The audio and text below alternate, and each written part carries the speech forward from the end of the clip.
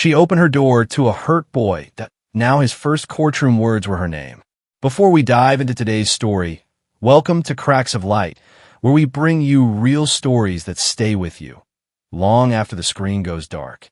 If you believe in the quiet power of kindness, in the simple ways we change lives without even knowing it, hit that subscribe button and turn on the notification bell. You don't want to miss what's next. Now, let's begin. It started on a Thursday night, the kind of night no one writes songs about.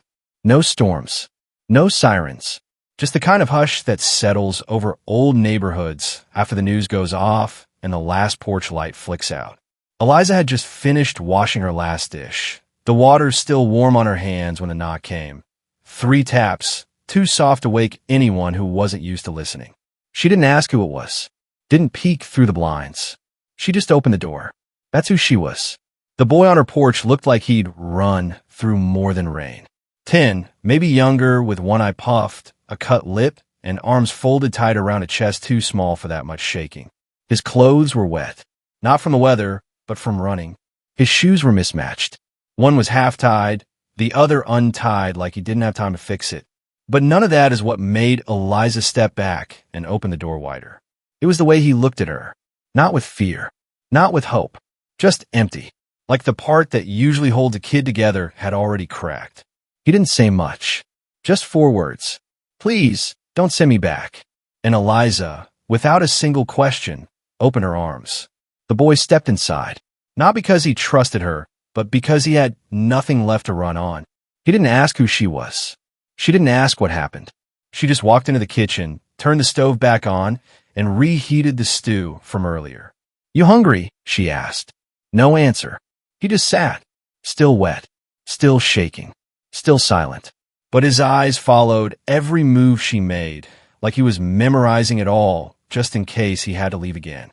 She set a bowl in front of him, added a piece of cornbread on the side, and didn't speak another word. She didn't need to. Sometimes, silence is the safest language, especially for a child who's been punished for making noise. His name was David. He told her later, after the food, after the blanket, after the second day, without shouting. He said it like he hadn't said it in a while, like the name itself might break in his mouth. Eliza repeated it back gently, like she was returning it to him. David, that was it. No nictures, no rules, just soup, shelter, and a soft place to land. And from that moment on, the door that saved him would never close the same way again. Stay with us, because what started with a bowl of soup and a stranger's kindness became something much bigger than anyone could have imagined. Part 1 is just the beginning. She didn't tell anyone about David that night. Not the neighbors who liked to gossip over fences. Not the mailman who noticed everything. She knew what the world could do with a story it didn't understand. So she let it be just theirs. For now, David slept on the couch that first night, wrapped in a quilt that smelled like cedar and old soap. He didn't cry, but he didn't rest either. His eyes stayed open long after Eliza had turned off the lights. She didn't press him. She sat in her armchair a few feet away, thumbing through a tattered book she'd read 10 times before, not really seeing the words. Just waiting. When his breathing finally slowed around 3 in the morning, she closed the book softly and whispered, "You're safe here, baby." He didn't reply, but his hand loosened its grip on the edge of the blanket. The next morning, she made pancakes without asking what he liked. She figured syrup was a safe bet with most kids. He didn't say much, just nodded when she offered the plate. His eye was still swollen, his cheeks still bruised, but his shoulders looked a little less locked. She didn't ask what happened. She knew the signs. A bruise like that don't come from a fall. The silence? That came from someone who learned real young that speaking up could make things worse. Midway through breakfast, she did something simple. She asked if he wanted more. Just that.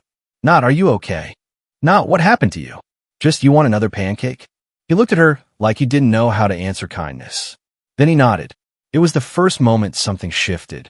Later, while folding laundry, she called a number she hadn't dialed in years. The local family services office. She asked for someone she used to know, a caseworker named Ms. Carter. They'd worked together back when Eliza used to take in kids part-time. Foster, they called it. She called it filling the empty seats at the table. "I got a boy here," Eliza said, her voice low, steady. He's not bleeding, but he's bruised, in a way I recognize. Ms. Carter didn't ask many questions, just promised to come by the next day. No uniforms, no flashing lights, just her and a clipboard. That afternoon, Eliza taught David how to water the plants without drowning the roots.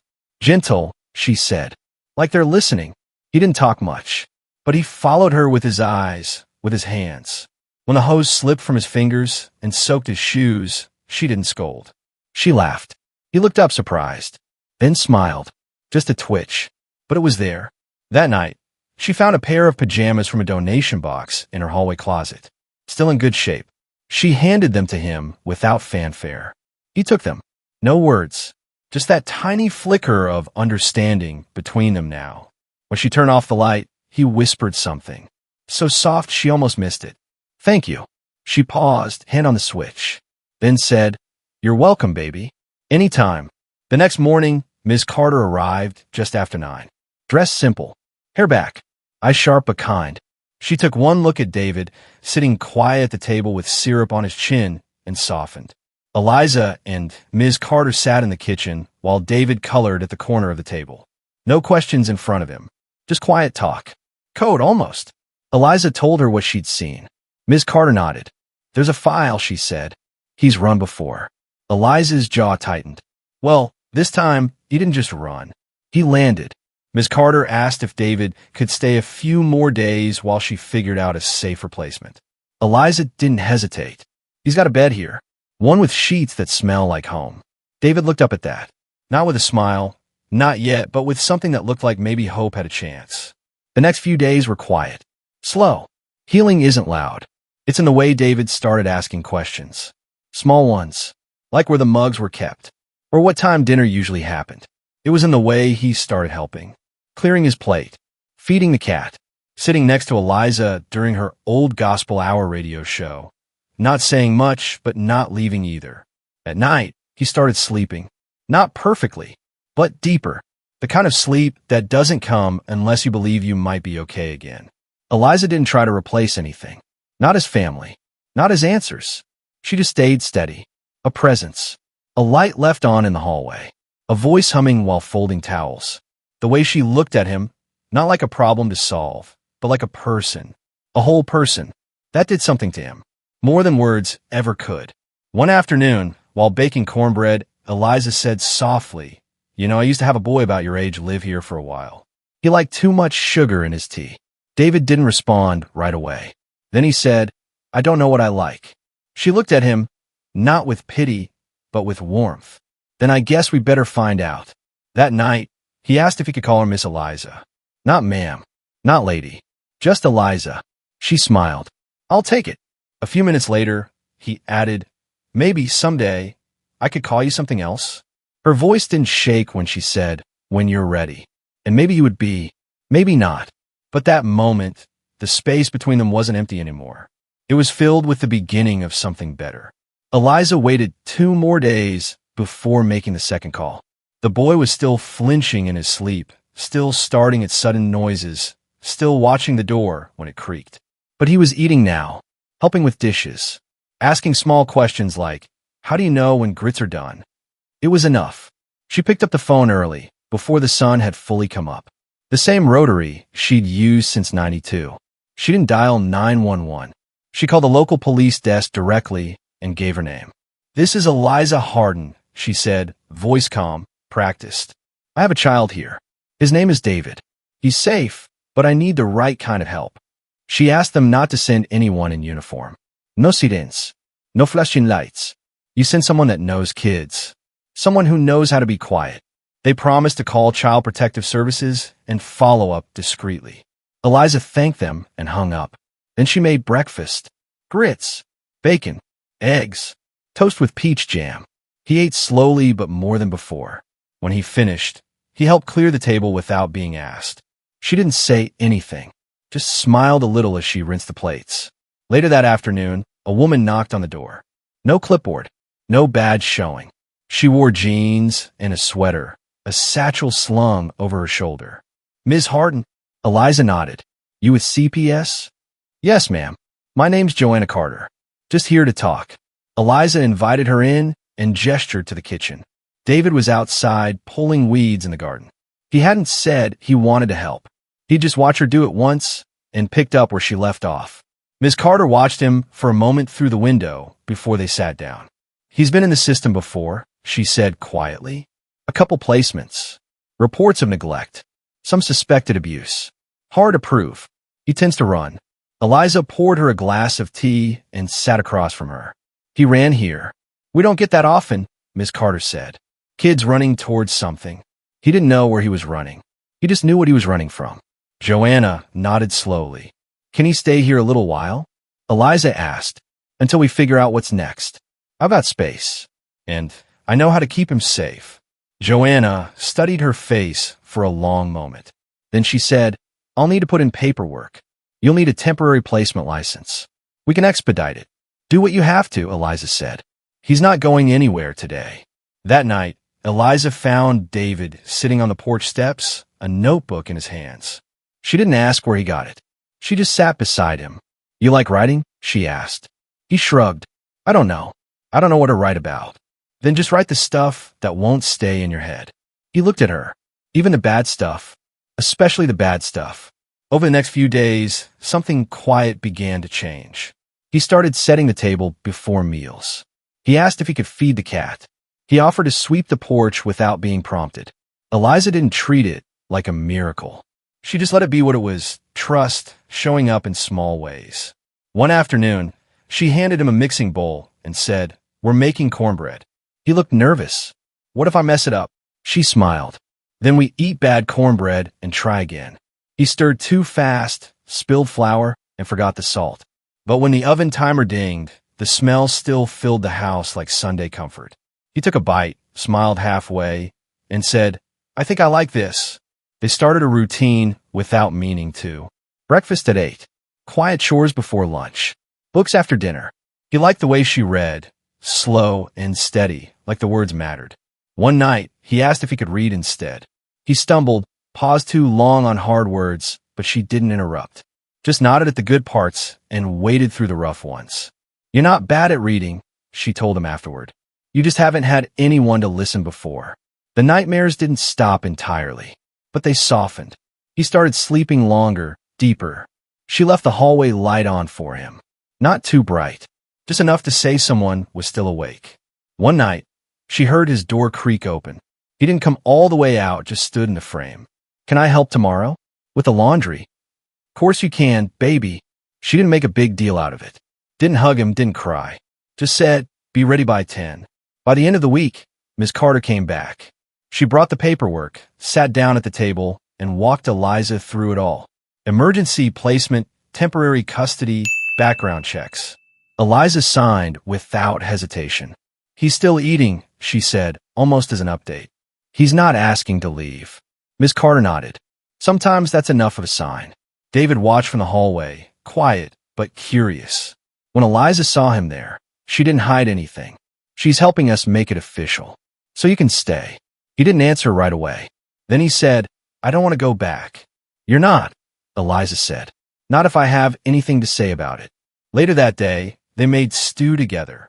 Eliza showed him how to cut carrots without nicking his fingers. He stood a little taller next to her. "My teacher said I was lazy," he muttered. "She was wrong," Eliza said. "You just didn't have the right tools. And no one showed me how." "Well, we're changing that now." That night, he left his door open a few inches. Not all the way. Just enough to hear her moving around the house. Just enough to know he wasn't alone. She noticed, but she didn't say a word. She just tucked the quilt in tighter around him when she passed by and turned off the lamp in the hall. Not because he needed darkness, but because for the first time in a long time, he wasn't afraid of it. The morning David left, Eliza didn't cry. She made breakfast like usual, eggs, toast, orange slices in a chipped white bowl. She even hummed a little, not because she wasn't hurting, but because she didn't want him to carry that hurt with him. Miss Carter arrived just after 9, her smile gentle, her tone soft. David came out of his room with a backpack too light to belong to a child who'd been through so much.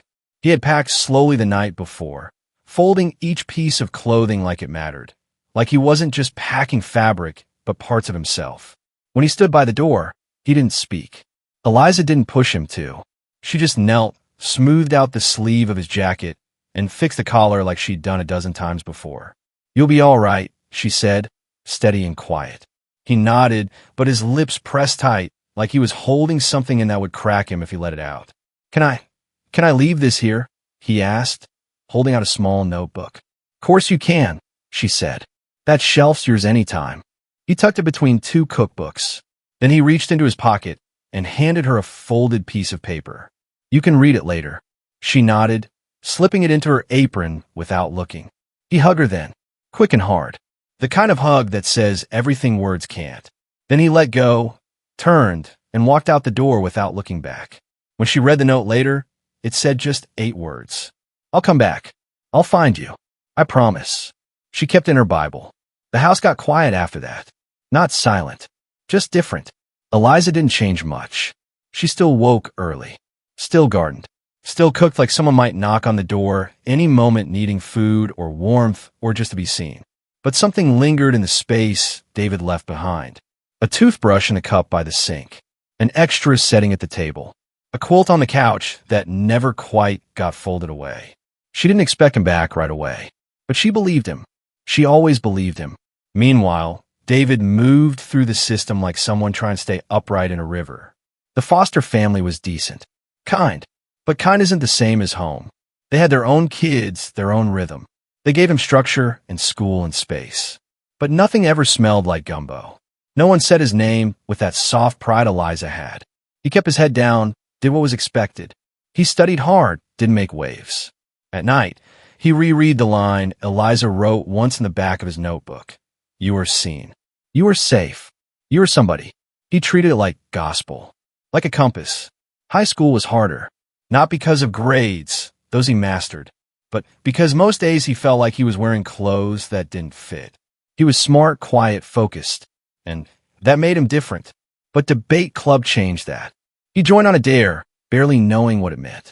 The first time he stood in front of a room and made people listen, not because they had to, but because they chose to, something clicked.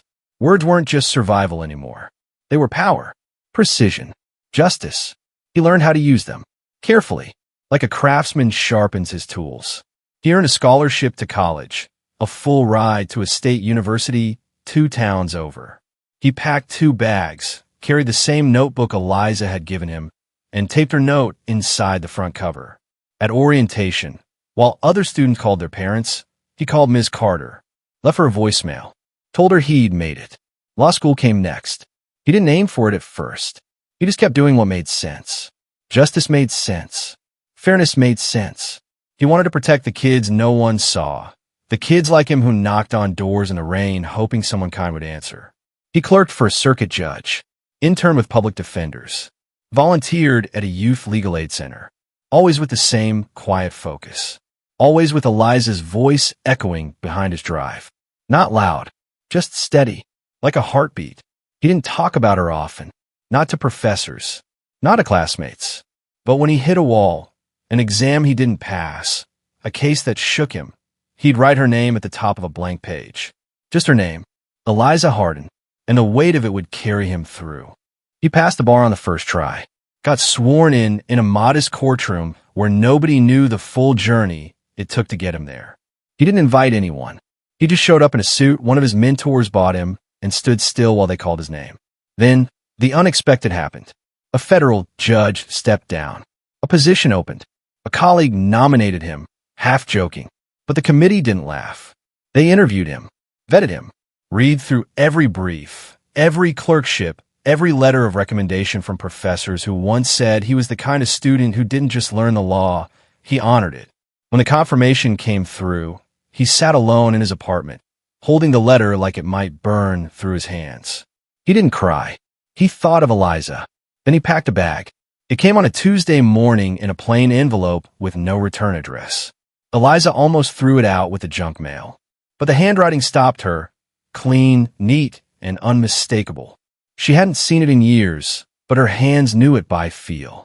She sat down at the kitchen table, laid the envelope flat, and opened it slowly. Inside was a single sheet of thick paper the kind that held weight beyond just ink. At the top, United States District Court. Her eyes paused there. For a long moment, she didn't breathe. The letter was short, but every line hit deep. Dearest Eliza, tomorrow I'm being sworn in as a federal judge. They've asked me to speak, to tell the story that led me here. I'll do that, but I needed you to have these words first. None of this, the title, the robe, the law, is mine without you. You saw me when no one else did. You gave me a name worth answering to. I love you, Mama. Always have. Always will. Your son, David. She read it twice. Then once more. Her hands trembled, but not from age. She folded the letter back along its crease and tucked it in her Bible, right next to the note he left as a boy. She didn't call anyone. Didn't make a sound. Just sat there, still and full, like someone who'd waited years for a seed to bloom, and now couldn't believe what had grown. The next morning, her neighbor's boy, Jamal, came by with a laptop. You need to see this, Miss Eliza, he said. He sat on the table, pulled up a live stream, and stepped back. The courtroom appeared on the screen, wood-paneled, full of officials in suits, cameras blinking red. Eliza sat upright, hands folded in her lap. She didn't blink much. Then David appeared. Older now, Tayer, gray starting to whisper at his temples. But still him. Still that same look in his eyes, quiet, measured, steady. He began his speech with the expected words. Gratitude, honor, mentors, colleagues. Then he paused, looked up, and said her name. There was a night when I was 10 years old, he said, when I ran away from home with no place to go. I ended up on the porch of a stranger. A woman who didn't ask for my story, who didn't demand an explanation. She just fed me, sat beside me, told me I was safe. His voice didn't crack. It didn't need to. The room had already gone still. That woman, Eliza Hardin, is the reason I'm standing here. She didn't just save my life once. She saved it every day after by reminding me that I mattered. Eliza didn't cry. She just laid her hand gently over her chest and kept watching. We talk about justice like it's a system, a court, a decision. But for me, justice began with a spoonful of soup and a warm light in a stranger's kitchen. The camera caught murmurs in the crowd, people blinking fast, a few wiping their eyes. David's voice stayed calm. I call her Mama, not because we share blood, but because she gave me something blood never did, safety, dignity, and belief. When the speech ended, the room stood. Some clapped. Others didn't know how to move. On the screen, David looked down once, quietly, like he was holding something just under the surface. Then he stepped back and took his seat on the bench. Eliza sat still for a long time. Jamal sniffled behind her and muttered, You're famous now. She smiled. Baby, she said, soft and sure. I've been famous to the only heart that ever mattered. In the days that followed, reporters came. Local news, then national. They knocked politely, asked questions. How did it feel to raise a federal judge? Did you ever imagine this moment? Eliza answered kindly, but she didn't tell them much. She didn't want the spotlight. She didn't need applause. She'd always believed real love didn't need stage lights. She went on like she always had, baking early, humming while she folded towels, leaving the porch light on just in case someone out there was still looking for shelter. But now, when she went to the store, people recognized her, called her Miss Eliza in tones full of awe. She nodded, thanked them, but didn't let it change her rhythm. When asked for a comment, she said only this. I just opened a door. He did the rest. Then one morning, long after the cameras left and the headlines quieted, a black sedan pulled into her driveway. Tinted windows. Government plates. She opened the door before the knock. He stood there. No robe. No speeches. Just David. Grown. Grayer. But still hers. He didn't speak right away. Just stepped forward and wrapped his arms around her. Held her like he meant it. I came home, he said, voice thick. I'm not here to visit, Mama. I want to stay. I want to take care of you now. She leaned into him. Let herself rest in that truth. Took you long enough, baby. No flashbulbs. No grand moment. Just a promise kept. A full circle drawn in love. And nothing else needed to be said. David didn't move in with a suitcase. He moved in with groceries. Walked through the front door, carrying a bag of Eliza's favorite tea. a small bouquet he picked up at the gas station, and a tin of butter cookies she used to keep on the shelf for Sunday visitors. I figured I'd start with what matters, he said, setting the bags down. Eliza looked at him for a long moment, then opened the tin. Empty. She smiled. Now it matters. That first week, they didn't talk much about the past. He fixed the hinges on the back gate, replaced the batteries in the smoke detector, patched a crack in the porch step that had been there for 5 years. She let him, not because she needed the help, but because she understood what doing those things meant to him. He wasn't trying to repay her. He was just coming home the only way he knew how, by making things steady.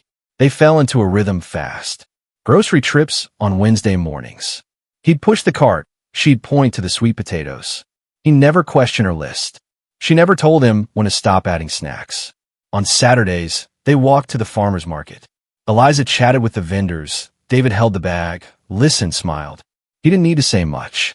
People knew who he was now, not because he wore the title, but because of how he carried himself. Quiet, present, kind. Around the house, he started making small changes.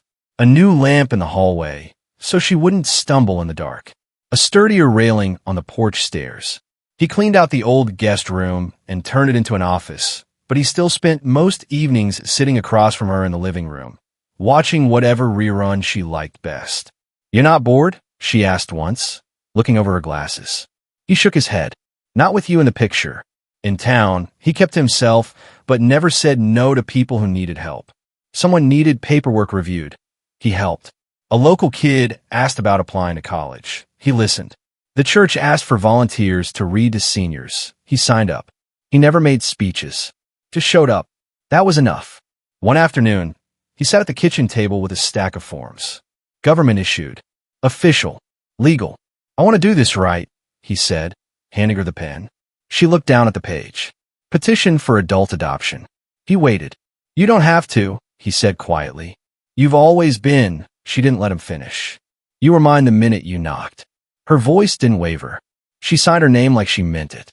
Then she took his hand, gave a soft squeeze, and said, "But if it makes you feel better, go ahead and make it real on paper. Just know it's always been real in here." They filed the papers that week. A quiet process. No ceremony. No photographers. Just a judge in a small room and 2 names becoming one on record. David Harden, son of Eliza Harden. No asterisks. No footnotes. Just truth.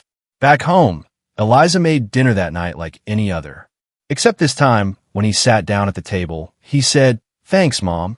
And she, without missing a beat, answered, "You're welcome, son." The air didn't change. The food didn't taste different. But something in the room settled. Something old and unfinished finally rested. The days after that were simple. They cooked together. Read the paper side by side. Argued over radio stations. David taught her how to use the microwave timer. She reminded him not everything needed microwaving. He fixed the leaky faucet in the bathroom. She pretended she hadn't been using a bowl to catch the drip for months. On Sundays, they sat out front and watched the neighborhood pass by, a slow stream of kids on bikes and neighbors waving for porches. No one asked about the adoption. No one needed to. Everyone already knew.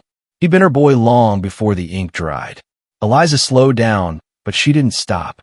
Her steps got shorter. Her grip on the rail tighter. The stairs took longer, but she still climbed them. Still folded laundry her way. Still made her own tea, even if David stood beside her ready to do it for her. She'd swat at him, smile, tell him to save his strength for something that mattered. "You'll wear yourself out watching me," she'd say. He didn't argue. He just stayed close. Some days were better than others. On the better days, she moved around the house humming like old times. On the harder ones, she sat by the window, wrapped in the quilt he bought her 2 birthdays ago. She never called it getting old. She called it getting to rest in the places she earned. David never left her side. He took meetings from home, cleared out hours just to be there when she woke up or wanted to talk. Some nights they sat in the dark, no television, no music, just the ticking of the kitchen clock and the quiet rhythm of being together. Sometimes they talked about nothing, sometimes about everything. "You think I did enough?" she asked him once. He looked at her without flinching. "You changed my life," he said. "And I've seen what that change keeps doing. Every day." The end came quietly, the way she'd once said she wanted it. Spring had just begun, soft air pushing through the curtains. He found her in the rocker, dozing. He sat down beside her, took her hand, held it the way she once did his when he was too afraid to sleep. She stirred, opened her eyes slowly, smiled when she saw him. Not surprised, not startled, just sure. "You're here," she whispered. "I always am," he said. She didn't say anything else, just held on. Her breathing slowed, evened out. Then, somewhere between a blink and a breath, she let go. He didn't cry right away. He just sat still, thumb brushing the back of her hand like she used to do for him. The house stayed quiet, but not empty. A week later, David stood on a small stage at a community center down the road from the courthouse. No robe, no cameras, just neighbors, friends, young kids in the front row with notebooks and big eyes. A banner behind him read the Eliza Foundation for Justice. He spoke plainly, told them about a woman who answered a knock at her door and never asked why he was there. Told them how that one moment turned into a life, a law degree, a bench, a second chance passed for it again and again. "She didn't just raise me," he said. "She reminded me what justice looks like before it ever makes it to a courtroom." The scholarship went to kids like he had been, kids without advocates, without safety, without someone to say, "You matter." He called the first recipient personally, didn't send an email, sat with her and her mother at their kitchen table, said the name Eliza out loud, and told them why it would never fade. Back home, he kept the porch light on, every night, even when he traveled, even when he didn't know who'd see it. The neighbors asked why. He said it wasn't about seeing, it was about being seen. Some nights, kids from the neighborhood would come by and sit on the porch steps, just to feel close to something. He didn't turn them away. Years later, when someone asked him during a televised interview what drove his commitment to youth justice, he said, "A woman once opened her door to me without asking what I'd done. She just saw I was hurting and fed me anyway." You don't forget that. You become that. He paused. It takes one act. That's it. One person willing to say, "You don't scare me. You matter." That kind of kindness, it doesn't stay small. It grows. The crowd clapped, but he didn't smile. He just nodded, soft and certain, like a man who still heard her voice every time he opened his own. The house stayed standing. The porch stayed lit, and her name kept showing up on law school plaques, on justice program walls, in whispered prayers from kids who never met her but knew what she meant. Because in the end, it wasn't about the soup or the silence or the story she told. It was the moment she opened the door, and everything after. The story of Eliza Hardin didn't need a headline to matter, but got one anyway.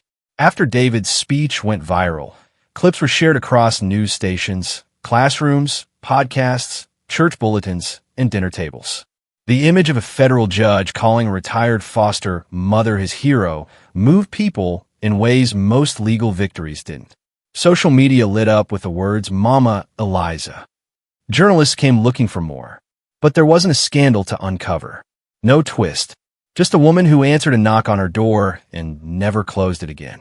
David gave interviews, but he never let the spotlight shift too far from where it belonged. "She didn't raise me to chase attention," he said.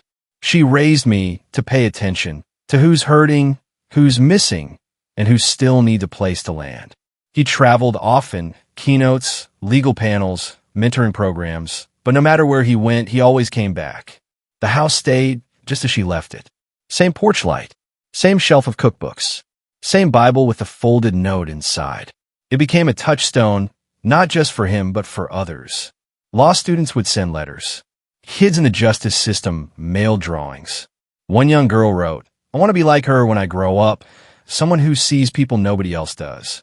David framed that one, put it above his desk. He told Eliza's story every chance he got, not because he needed to relive it, but because someone always needed to hear it. Not everyone gets a courtroom. Not everyone gets a second chance. But everyone needs one person who looks at them and says, "You're not invisible. You're worth showing up for." That was her legacy. Not the house, not the foundation, but the reminder that you don't have to change the whole world to change one. Because when you love someone the right way, they stop hiding. They stop running. And maybe, for the first time, they start building. You don't always see the results right away. But years later, You might see someone in a black robe, standing behind a podium, calling your name in front of the world. Or maybe it's quieter than that. Maybe it's a kid reading a book to his sibling, a teenager applying to college, a stranger knocking on a door that's been left unlocked for them. Eliza never called herself a hero, but her name lives in the stories of people she never met. Her life taught a simple truth, the kind that sticks. No one is invisible when they're loved the right way. If this story moved you, take a moment to share it. Leave a comment about someone who made a difference in your life. And if you believe the world needs more lights left on for those still out in the dark, hit that subscribe button, give this video a like, and join us here at Cracks of Light, where stories of quiet courage never go unheard. Thank you for watching.